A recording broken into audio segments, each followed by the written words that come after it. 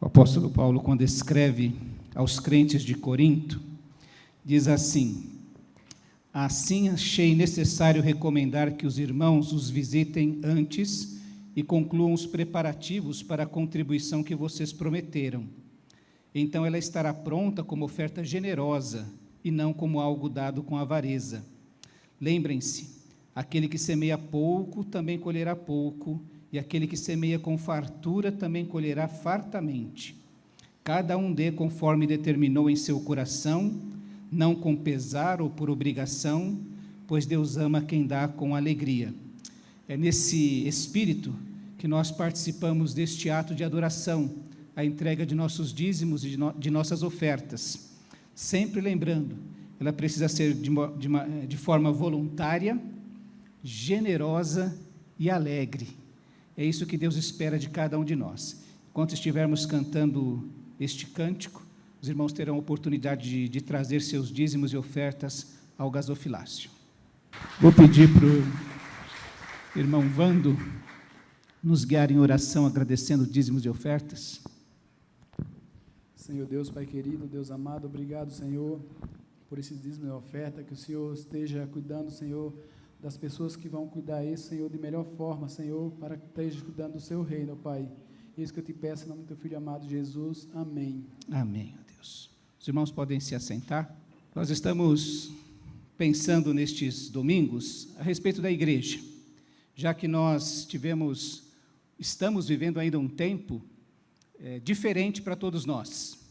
Diferente no sentido de que estamos distanciados, às vezes tem culto, às vezes não tem. As atividades da igreja estão, vamos dizer que em marcha lenta por conta de tudo isso. E por isso eu gostaria de pensar, porque nós temos novos desafios à nossa frente. Como será daqui para frente? Daqui a pouco todos nós seremos vacinados, não é? Posso ouvir um amém aí? Não é? E aí vamos poder ter a liberdade de novamente nos abraçarmos, passarmos mais tempo juntos neste lugar, e pensamos que vamos voltar ao normal ou àquela realidade antiga. Não sei se vai ser assim, tudo é uma incógnita ainda, mas nós precisamos preservar algumas características, alguns valores que são essenciais para a Igreja de Jesus Cristo. Por isso eu gostaria de pensar com os irmãos a respeito disso nessa noite, pensar sobre este povo que é chamado igreja. Nós somos brasileiros, alguns paulistas, outros mineiros, nordestinos, de outros lugares do Brasil, mas nós que estamos aqui, nós que nos reunimos neste lugar, somos uma igreja, somos um povo e somos chamados de igreja. Queria convidar você a abrir sua Bíblia lá no livro de Atos, capítulo 4, lá no final do capítulo, a partir do verso 32 até o 37.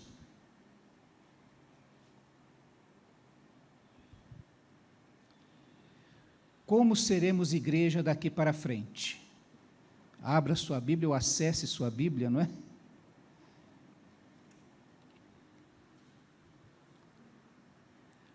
Atos 4, de 32 a 37, diz assim: da multidão dos que creram, uma era a mente e um o coração.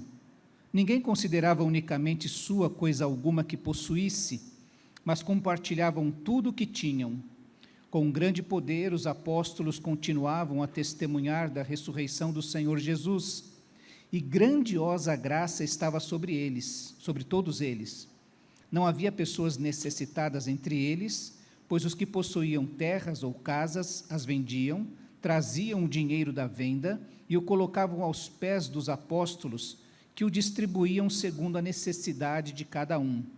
José, um levita de Chipre, a quem os apóstolos deram o nome de Barnabé, que significa encorajador, vendeu um campo que possuía, trouxe o dinheiro e o colocou aos pés dos apóstolos. Um povo é um conjunto de pessoas que vive em sociedade, que compartilha a mesma língua, possuem os mesmos hábitos, tradições e que estão sujeitos às mesmas leis. Isso é um povo, num termo técnico. Quando nós pensamos na palavra de Deus na Bíblia, nós percebemos que Deus desejava separar um povo para si, desde quando chamou Abraão.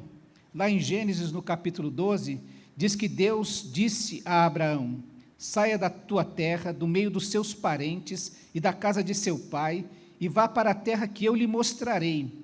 Farei de você um grande povo, e o abençoarei. Tornarei famoso o seu nome, e você será uma bênção. Abençoarei os que o abençoarem, e amaldiçoarei os que o amaldiçoarem. E por meio de você, todos os povos da terra serão abençoados. Este plano de Deus de abençoar todas as famílias da terra, todos os povos da terra, através de Abraão, teve muitos percalços. E um deles foi exatamente que o próprio povo de Israel sentiu-se muito privilegiado por ser o povo que Deus escolheu. E esqueceu que ele precisava abençoar os outros povos da terra.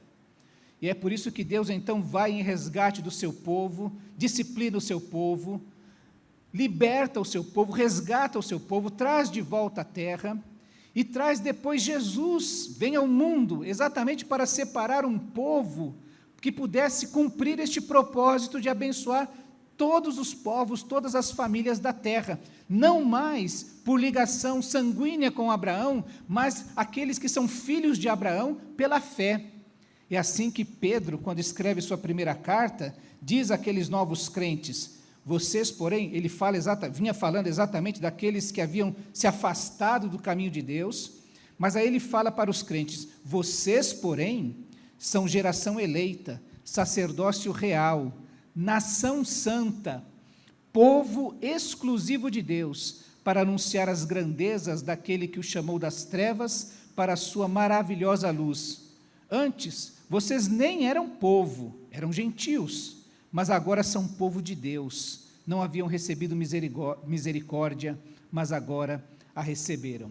É interessante que esse texto que nós lemos em Atos, diz que aquela igreja, aquele povo que se reunia ali em Jerusalém, experimentou grandiosa graça, experimentou uma manifestação especial da parte de Deus. E eu queria pensar com os irmãos exatamente sobre isso.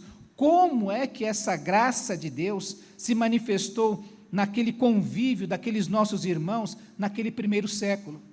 De tal maneira que eles se tornaram, ou ficou claro para todos que estavam próximos a eles, que eles eram povo de Deus. Por isso que eu tenho repetido para os irmãos, eu quero que você guarde isso no seu coração, isso vai ficar na sua mente. A igreja é o ambiente da graça de Deus, é onde Deus está pronto a manifestar a sua graça e manifestar o seu favor. E quando lemos esse texto de Atos, aquela igreja primeira, a igreja primitiva que se reunia ali, povo de Deus, que experimentava essa maravilhosa, essa grandiosa graça de Deus, podemos aprender com eles em pelo menos 5, ou em alguns aspectos importantes, que fazia com que eles se tornassem povo. Pessoas que compartilham alguns valores, algumas verdades, algo que é essencial para a sua existência. E a primeira característica disso, de que eles eram um povo, e povo de Deus, é a sua mensagem. Diz respeito à ressurreição. Veja que no verso 33, diz assim: com grande poder os apóstolos continuavam a testemunhar da ressurreição do Senhor Jesus, e grandiosa graça estava sobre todos eles. Percebemos a graça de Deus operando entre nós quando nós somos testemunhas, quando temos algo a compartilhar com as pessoas, algo do que testemunhar. Os apóstolos foram testemunhas, eles falavam do que haviam visto e ouvido. Você vai se lembrar que um pouco antes, ali no capítulo 4, Pedro e João estão indo ao templo para orar, encontram um aleijado na porta, esse aleijado pede esmolas para eles olham para o aleijado fica na expectativa de que vai receber alguma coisa, e então Pedro olha para ele e diz: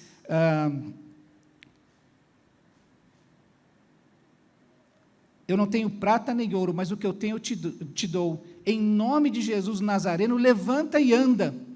E aquele aleijado levanta, anda, cria-se um alvoroço, as autoridades religiosas mandam chamar Pedro e João e questionam a eles, com que autoridade, quem deu autorização para vocês fazerem isso aqui e pregar em nome desse Jesus? E mesmo pressionados pelas autoridades religiosas, Pedro responde, pois nós não podemos deixar de falar do que vimos e ouvimos. Eles andaram 3 anos com Jesus, viram o que Jesus fez e estavam reproduzindo aquilo que Jesus lhes ensinou a fazer. E mesmo muito tempo depois, lá para a década de 90 da era cristã, esse João, que está junto com Pedro nesse momento, escreve uma carta dizendo o seguinte, o que era desde o princípio, o que ouvimos, o que vimos com os nossos olhos, o que contemplamos e as nossas mãos apalparam, isto proclamamos a respeito da palavra da vida. Os discípulos testemunhavam do que eles haviam visto e ouvido. E a ressurreição é a expressão cabal deste tremendo poder. Eles sabiam que Deus tem poder. Eles sabiam todas as histórias do Antigo Testamento, de como Deus havia resgatado Israel do domínio do Egito, com braço estendido e mão forte, fazendo milagres, como Deus havia preservado o seu povo ao longo dos anos, mas nunca haviam visto o que eles viram, a ressurreição. A ressurreição dá sentido a tudo que veio antes dela. Quando Paulo escreve a sua primeira carta aos Coríntios, ele diz o seguinte, ora, se está sendo pregado que Cristo ressuscitou dentre os mortos, como alguns de vocês estão dizendo que não existe ressurreição dos mortos? Se não há ressurreição dos mortos, nem Cristo ressuscitou. E se Cristo não ressuscitou, é inútil a nossa pregação, como também é inútil a fé que vocês têm. Mais que isso, seremos considerados falsas testemunhas de Deus, pois contra ele testemunhamos que ressuscitou a Cristo dentre os mortos. Mas se de fato os mortos não ressuscitam, ele também não ressuscitou a Cristo. Pois se os mortos não ressuscitam, nem mesmo Cristo ressuscitou. E se Cristo não ressuscitou, inútil é a fé que vocês têm e ainda estão em seus pecados. Neste caso, também os que dormiram em Cristo estão perdidos. Se é somente para esta vida que temos esperança em Cristo, somos de todos os homens os mais dignos de compaixão. Se a cruz estivesse vazia, mas o túmulo continuasse fechado, estaríamos perdidos. Eu me lembro de um folheto que falava sobre esse Cristo, falando com aqueles discípulos de Emaús, dizendo exatamente isso, e a cabeça daqueles discípulos raciocinando dessa maneira, ora, aquele que nos prometeu a vida, está morto, foi morto, há 3 dias, comentavam isso com Jesus, a ressurreição é o aval de que tudo que Cristo fez é verdade, de que tudo que Deus prometeu é verdadeiro. Por causa da ressurreição, o Jesus que curava, o Jesus que libertava, o Jesus que salvava, continua a curar, a libertar e a salvar, porque ele ressurgiu. A ressurreição dá valor a tudo isso. E o primeiro que acontece ali, que eles começam a experimentar, é exatamente através do ministério que o Espírito Santo vem realizar. A sua própria presença é o cumprimento da palavra de Jesus aos seus discípulos. Eu vou para o Pai e vou enviar a vocês outro Consolador, que vai lhes ensinar tudo que eu disse, que vai fazer vocês lembrarem de tudo que eu disse. Aquelas línguas de fogo sobre a cabeça dos apóstolos, a intrepidez, a coragem, aqueles que haviam fugido e negado a Jesus, agora vão diante da multidão e pregam com coragem. As pessoas ouvem cada um na sua língua materna, há milhares de conversões, e os cristãos caminham unidos em comunhão. O próprio Cristo continua presente através daquilo que os apóstolos fazem, Como eu disse, Pedro e João vão ao templo para orar, e chegando diante daquele homem, diz: não tenho prata nem ouro, que tenho, isto lhe dou. Em nome de Jesus o Nazareno, ande. O nome de Jesus continua sendo poderoso para libertar e transformar a vida das pessoas. E ao testemunhar da ressurreição de Jesus Cristo, aqueles nossos irmãos estavam fazendo uma proclamação. Primeiro, o favor imerecido de Deus, que a graça de Deus operou, ela veio ao encontro do ser humano. O Deus infinito e eterno se encarnou e habitou entre nós, para que nós pudéssemos ver a graça do Pai. Eles estão proclamando com a ressurreição a vitória sobre a morte. E Paulo, quando escreve aos Colossenses, diz que ele é o primogênito dentre os mortos, ele é o primeiro que venceu a morte, e todo aquele que crê vai juntamente com ele vencer essa mesma morte. A vida eterna agora, a ressurreição traz uma vida de significado. Nós podemos enfrentar esta vida, porque sabemos que esta vida não é tudo. A nossa existência não se limita a esse tempo e espaço, porque há ressurreição, há alguém que venceu a morte, e essa mesma ressurreição enche a nossa vida dessa esperança. Também venceremos esta morte. O apóstolo Paulo fala aos Coríntios, quando fala sobre este assunto, dizendo: onde está, ó morte, a tua vitória? Onde está, ó morte, o teu aguilhão? Escreve aos Filipenses dizendo: olha, para mim o viver é Cristo, mas morrer é lucro, porque se agora eu estou com Cristo, lá eu estarei muito mais próximo dele. É assim que Paulo entende esse momento dessa ressurreição, e essa mensagem, esse testemunho que nós temos para dar ao mundo, e que nos torna povo. Somos desafiados ou convocados a pregar esta mensagem, de maneira individual e de maneira coletiva. Por que você é igreja? Porque eu sei que Jesus ressuscitou, porque eu sei que Jesus é vivo, porque eu sei que esta vitória de Jesus sobre a morte já alcançou a minha vida. E por que essa igreja se reúne? Por que essa igreja envia missionários pelo mundo a pregar o Evangelho? Porque nós cremos que Jesus é vivo, venceu a morte, e vai trazer essa vitória sobre a morte para todo aquele que nele crê. A igreja então assume um significado completamente diferenciado. Nós não somos um clube, nós não somos o que o nosso CNPJ, o nosso estatuto define a respeito de nós, uma entidade religiosa sem fins lucrativos. Nós somos um povo, pessoas que compartilham uma mesma experiência, um encontro com o Jesus ressurreto. Nós somos convencidos, o nosso coração foi vencido e cremos agora que Jesus está vivo e ativo, e Ele é aquele que dirige a nossa vida. Esse encontro gera na igreja esta perspectiva diferente, uma cosmovisão, uma maneira de interpretar a realidade. Isso aqui não é o fim. Uma perspectiva transcendente. Não concentramos mais toda a nossa atenção nas coisas dessa vida. Sabemos que por tudo que fizermos aqui tem o seu valor, mas sabemos que devemos e podemos guardar tesouros para a eternidade. E afinal, nós testemunhamos aquilo que teatralizamos através do batismo. Eu já fui sepultado, eu já morri com Cristo e já ressuscitei com Ele também. Meu cunhado, o mais novo, quando fez o seu concílio, lhe foi feita uma pergunta muito interessante.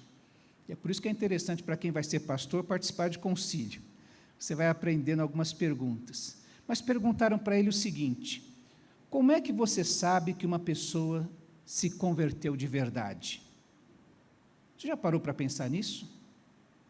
Como é que eu sei que alguém se converteu de verdade? A pessoa levantou a mão, até passou pelo batismo, mas será que ela se converteu de verdade? Meu cunhado, com muita sabedoria, pegou a Bíblia, abriu e leu assim: vocês receberão poder quando o Espírito Santo descer sobre vocês. E vocês serão minhas testemunhas em toda parte, em Jerusalém, em toda a Judéia, em Samaria e nos lugares mais distantes da terra. Quando a pessoa começa a compartilhar Jesus. Pode levantar a mão, mas se tiver vergonha de falar que é crente, fica muita dúvida. O crente é aquele, e o crente novo é assim, né? Ele enche, eu lembro dos crentes novos, enchiam o bolso de folheto, pastor, vamos sair, vamos distribuir, vamos falar de Jesus.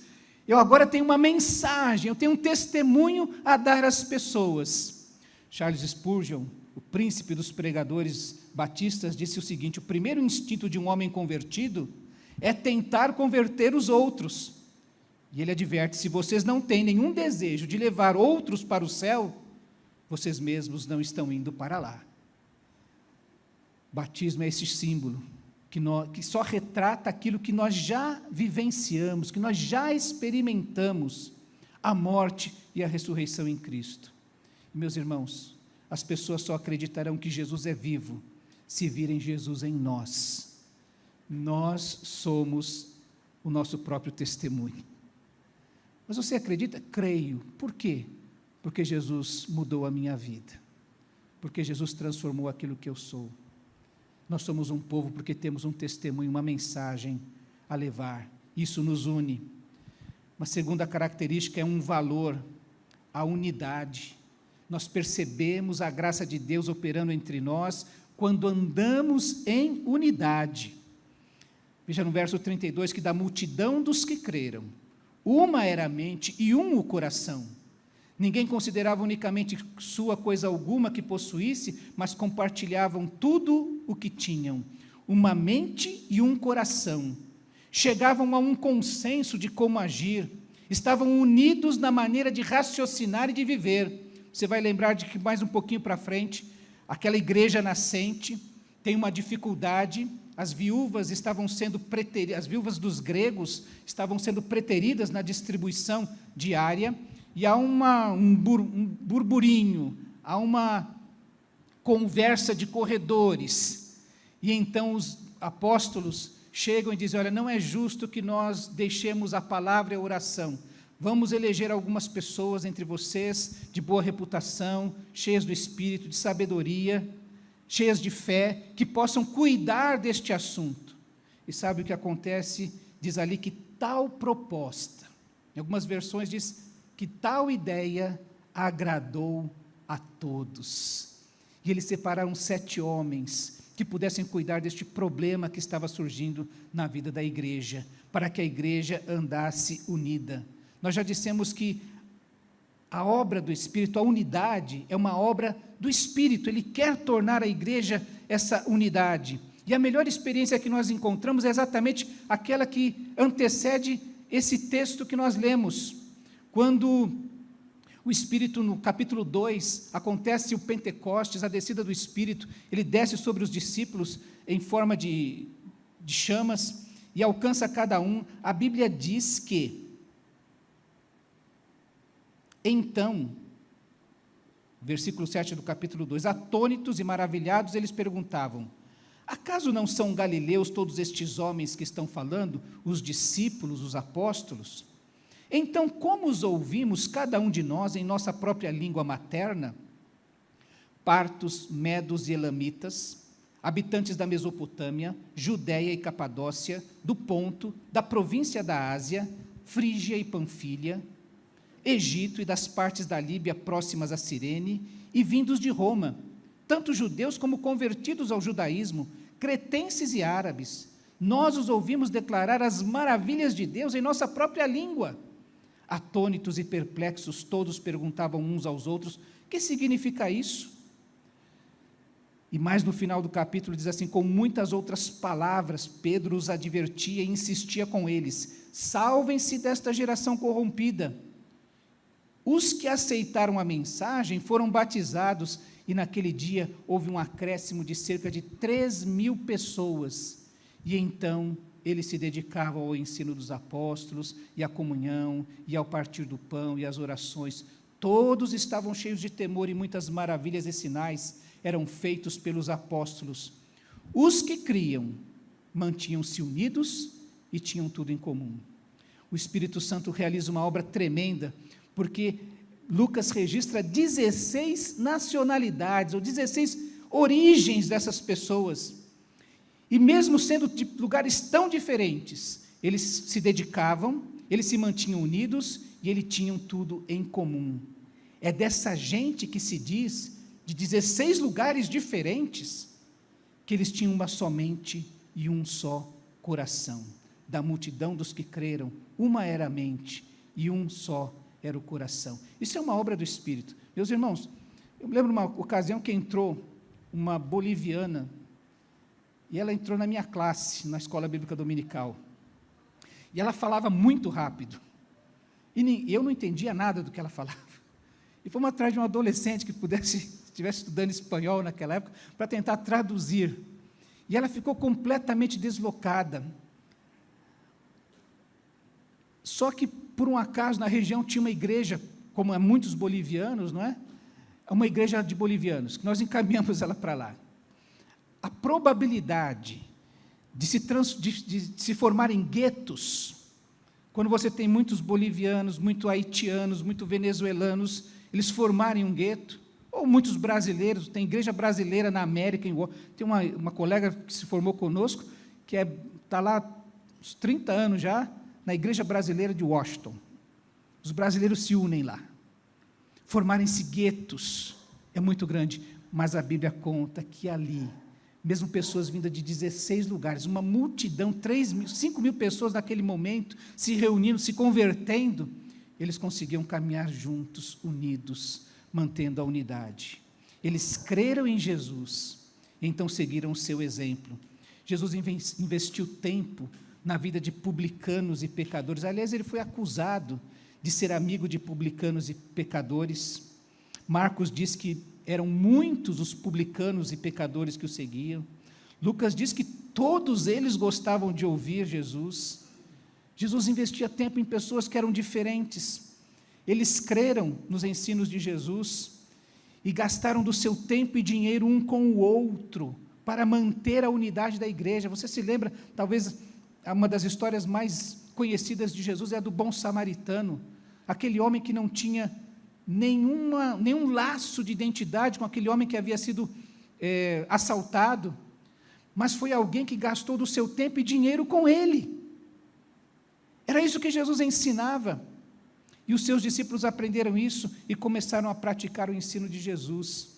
Eu possuo, mas voluntariamente eu compartilho. Crer em Jesus envolve a integralidade do nosso ser, tudo que nós somos, envolve todas as áreas da nossa vida, todo o tempo da nossa vida. A unidade do Espírito conduz à paz, é o que Paulo escreve aos Efésios. Cabe aqui uma advertência, então, precisamos nos esforçar, eu e você, para manter a unidade da igreja. A unidade é um valor muito importante para a igreja de Jesus. Como é que eu valorizo a igreja local? Nos meus relacionamentos, nas programações da igreja local. Isso é uma dificuldade agora tudo é online, como eu já disse, o YouTube, a sua televisão, você assiste a hora que quer, o que quer, você monta a sua grade, a sua programação, e aí, preterindo aquilo que é o encontro ou os compromissos locais, a visão, a missão e os valores da sua igreja, o cuidado com as outras doutrinas, que hoje é uma propagação tão simples, qualquer pessoa fala o que quer, ensina o que quer, através das redes sociais. Cuidado com alguns pregadores que não merecem ser ouvidos, e muito menos seguidos. Cuidado pessoal, para manter a unidade da igreja, a fofoca, tão criticada na palavra de Deus, as frases de duplo sentido, ou a insubmissão que divide, que racha a igreja. O sábio no Antigo Testamento diz lá em Provérbios 6, há 6 coisas que o Senhor odeia, 7 que Ele detesta: olhos altivos, a língua mentirosa, mãos que derramam sangue inocente, coração que traça planos perversos, pés que se apressam a fazer o mal, a testemunha falsa que espalha mentiras e aquele que provoca discórdia entre os irmãos. E ele ainda diz: o Senhor odeia os lábios mentirosos. E isso é muito importante porque essa possibilidade é sempre próxima de nós. Veja que logo em seguida, no capítulo 5, a partir do verso 1 a 11,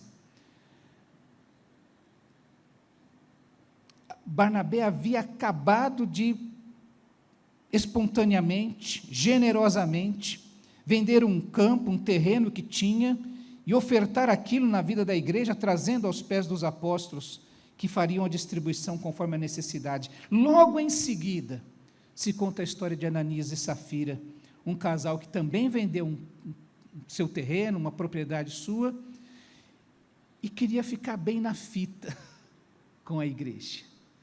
E ao invés de entregar a oferta que havia se proposto entregar, entregou só uma parte dela. E queria ser, parece que, admirado pela igreja. O exemplo correto de Barnabé parece que desperta a inveja, o desejo de ser admirado de outras pessoas, o que desvirtuaria aquela igreja. Isso é tão importante que aquela igreja nascente, o próprio Senhor trata de cortar o mal pela raiz. Quando você ler esta história, você vai descobrir que Ananias e Safira acabam morrendo por conta do seu pecado que queria desvirtuar, que queria dividir aquela igreja. Um pouco mais à frente ainda tem a história de Simão, chamado mago, mágico. A Bíblia diz que ele estava acostumado ao espetáculo antes de conhecer o Evangelho. Ele fazia mágicas e todos o admiravam. E ele diz que andou com Filipe, foi batizado, passou pelo discipulado, foi batizado. E um dia ele viu que Pedro, quando orava, o Espírito Santo descia sobre as pessoas. E aí ele falou: olha, eu vou pagar para você também me ensinar a fazer isso. A mente dele raciocinava como se ele ainda fosse alguém do espetáculo, como se ele pudesse viver na igreja para ser admirado pelas pessoas, para poder realizar uma performance diante das pessoas. Pedro repreende duramente a Simão. Se seu dinheiro fique com você, e que isso vá para o inferno com você, se você não se arrepender, porque a unidade é um valor que nos une. Eu abro mão de coisas minhas para poder manter a unidade da igreja. Eu tenho uma opinião, mas se ela vai dividir a igreja, eu prefiro abrir mão da minha opinião para manter a igreja unida. Isso é um valor que nos une como povo de Deus. O terceiro aspecto é um sentimento, a solidariedade. Nós percebemos a graça de Deus operando entre nós quando nós somos solidários. Veja, solidariedade é esse sentimento em relação ao sofrimento dos outros, que remete a uma responsabilidade recíproca. A solidariedade significa reconhecer a situação delicada de uma pessoa ou de um grupo e o ato de ajudar essa pessoa desamparada. Se você lembrar um pouco na sua memória, aquele terremoto que houve no Haiti, destruiu grande parte do país. Vários países enviaram ajuda financeira como demonstração de solidariedade. Me lembro de uma conhecida enfermeira que foi passar alguns meses lá para poder ajudar, cuidar das pessoas dali e treinar pessoas de lá para que pudessem trazer esse cuidado. Veja que o verso 32 diz: ninguém considerava unicamente sua coisa alguma que possuísse, mas compartilhavam tudo o que tinham.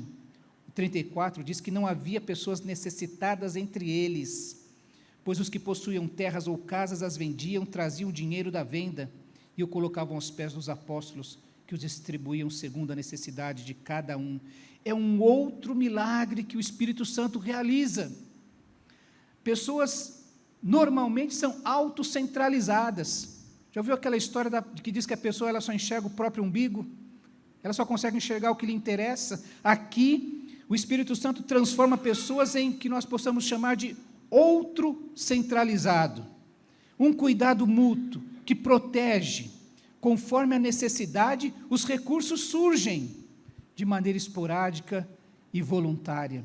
Não é uma sociedade alternativa, não é um novo conceito de propriedade. William Barclay diz que a sociedade chega a ser verdadeiramente cristã, não quando a lei nos obriga a repartir, mas quando o coração nos move a fazê-lo. É por isso que nós somos chamados de família de Deus.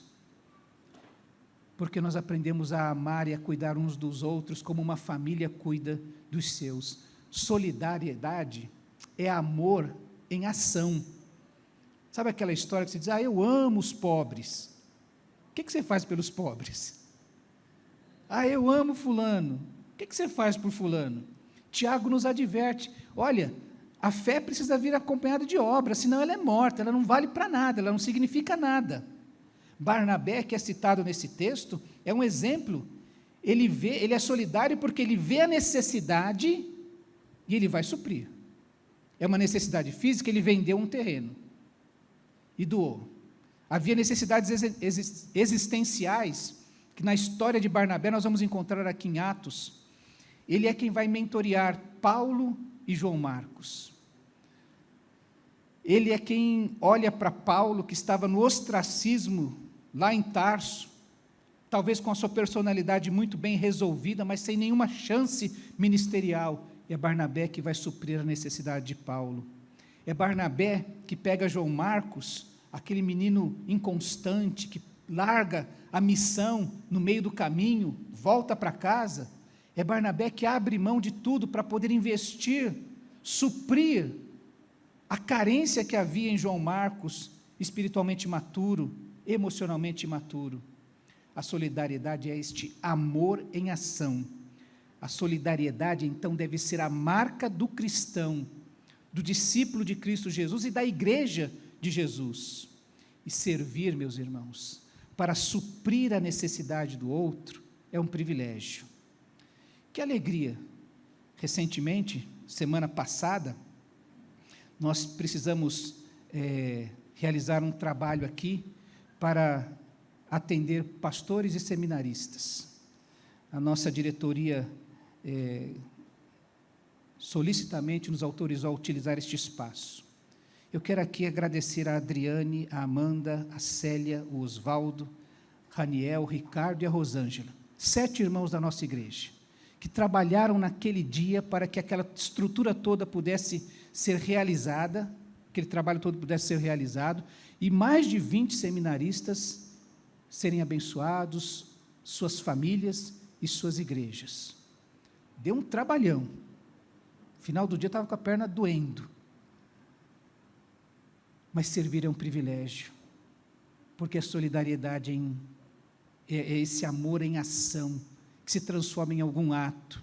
Eu sei que nós já temos agora para segunda-feira, pelo menos 3 irmãos já se dispuseram, né? A irmã Ana, a irmã Elza e a irmã Vera, já estão compromissadas em nos ajudar.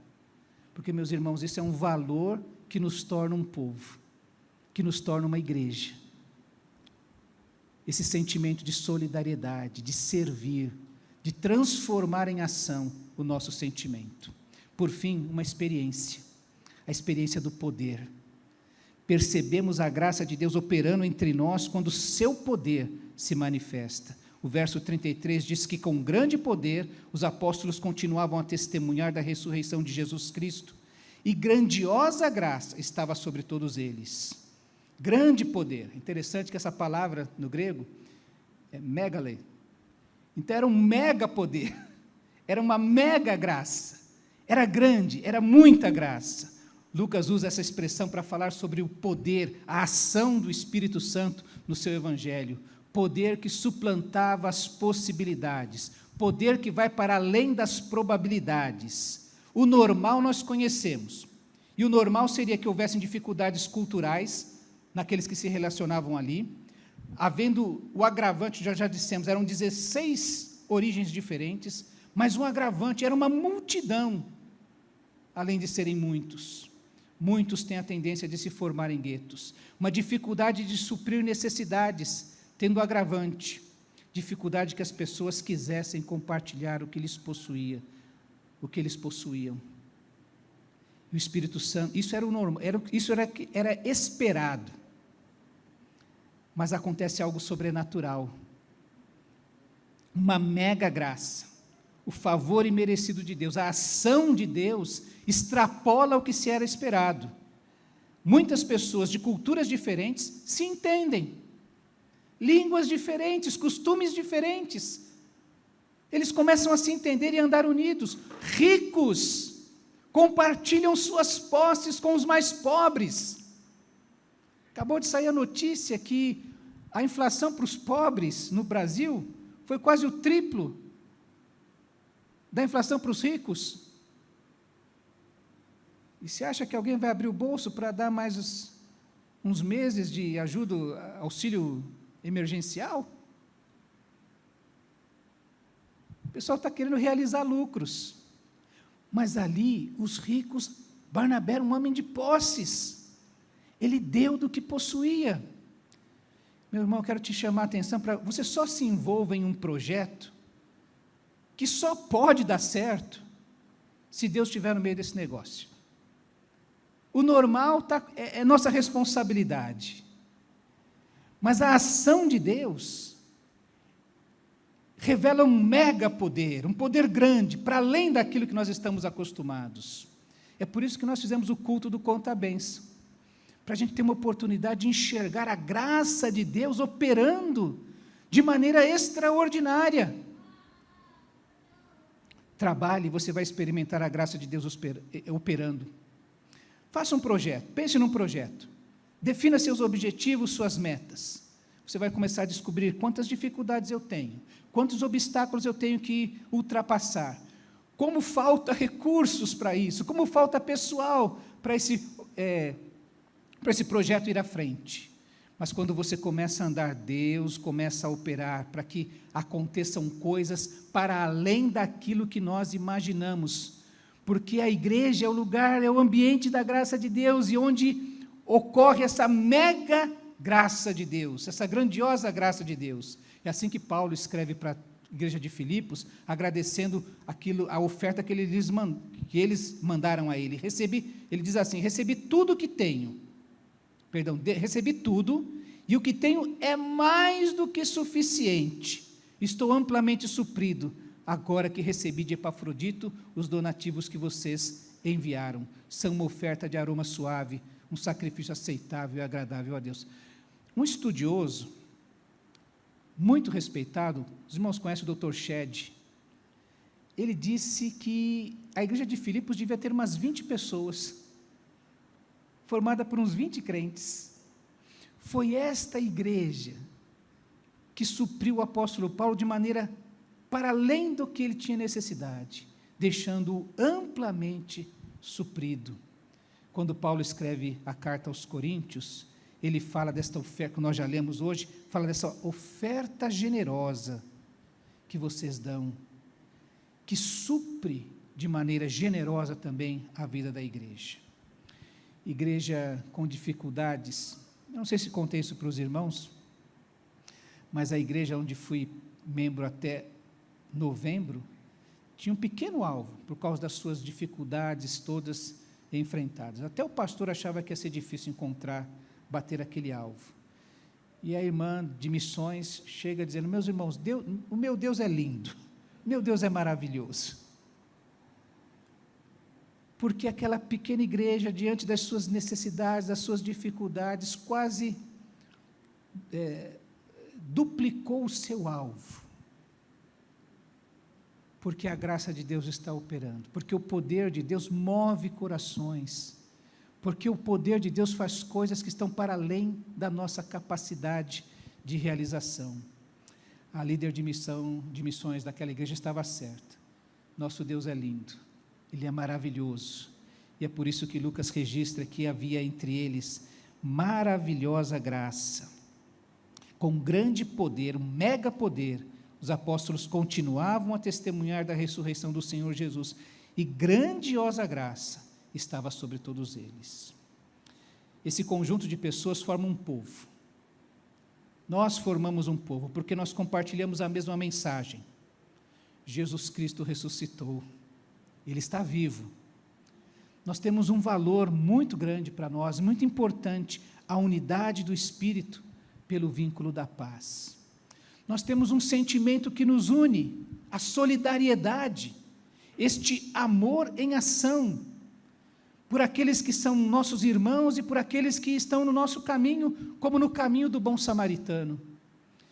E nós temos uma experiência, uma mesma experiência, o poder de Deus agindo na vida da igreja e agindo através da igreja.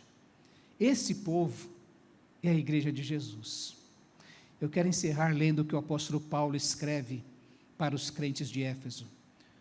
Como prisioneiro no Senhor, rogo-lhes que vivam de maneira digna da vocação que receberam. Sejam completamente humildes e dóceis, e sejam pacientes, suportando uns aos outros com amor. Façam todo o esforço para conservar a unidade do Espírito pelo vínculo da paz. Há um só corpo e um só Espírito, assim como a esperança para a qual vocês foram chamados é uma só. Há um só Senhor, uma só fé, um só batismo, um só Deus e Pai de todos, que é sobre todos, por meio de todos e em todos. E a cada um de nós foi concedida a graça, conforme a medida repartida por Cristo. Amém? Nós somos a igreja. Nós somos o povo que é o povo de Deus. Perdão. Nós somos esse povo que é a igreja de Jesus Cristo. Ele que nos uniu para sermos o seu povo e testemunha da sua maravilhosa graça a todos aqueles que se aproximarem de nós, a todos aqueles que os nossos recursos puderem alcançar através das missões, a todos aqueles que nós nos comprometermos através da oração de abençoá-los dessa maneira. Só fazendo uma pequena correção, as irmãs que vão participar já se propuseram, né? A irmã Ana, a irmã Célia, a irmã Loide, a irmã Vera e a irmã Elza vão ter compromisso. Dia 25 será uma reunião estratégica para a nossa igreja. A diretoria, o conselho gestor vai se reunir para planejar esse ano de 2021. Eu sei que é um feriado, por isso que nós marcamos no feriado, para que todos pudessem participar. Vocês que não vai participar, ore por isso, para que Deus dê sabedoria, para que Deus dê esse compromisso com a unidade da igreja, para que Deus mova os nossos corações nessa solidariedade, tá? Ore pela nossa igreja. Também ore por essa decisão que nós precisamos tomar. Eu não sei se vai ter culto domingo que vem, tá? Porque nós precisamos colocar na balança todas as informações que nós recebemos, as decisões que os governos estadual e municipal vêm tomando, tudo isso, para que a gente seja responsável naquilo que vamos fazer. Então, compromisso seu orar pela liderança da sua igreja nessa semana e ficar atento aí ao grupo do informativo, ao Facebook, que vai informar como é que nós vamos agir nesses próximos dias, tá bom? Que Deus abençoe você, que Deus lhe dê uma semana cheia de vitórias, que você experimente o poder de Deus na sua vida, que quando a gente se encontrar de novo, se Deus quiser domingo que vem, se não, mas na próxima vez você diga assim: pastor, Deus manifestou uma mega graça na minha vida, derramou mega poder sobre a minha vida, e eu estou aqui para testemunhar que Jesus é vivo. Vamos adorá-lo junto. Vamos fechar os nossos olhos? Deus querido, muito obrigado por esse tempo que passamos juntos. Te pedimos, ó Deus, que o Teu Santo Espírito ministre a Tua palavra a cada um de nós e supra, ó Deus, a necessidade de cada filho Teu. Visita, ó Deus, aqueles que nos acompanham pela internet, ó Deus, que eles também sintam-se abraçados pelo Teu Santo Espírito nesta hora, ó Deus. Ó Deus, concede vitórias ao Teu povo, que eles percebam, ó Deus, que o Senhor é vivo de uma maneira muito clara nas suas vidas, ó Deus, e que o Senhor nos permita retornar, ó Deus, para este lugar, para juntos Te rendermos louvor e adoração. É nossa oração, gratos desde já por tudo que o Senhor vai fazer, no nome precioso e poderoso do Senhor Jesus Cristo. Amém, ó Deus. Deus abençoe a todos, que Deus os leve para suas casas em paz.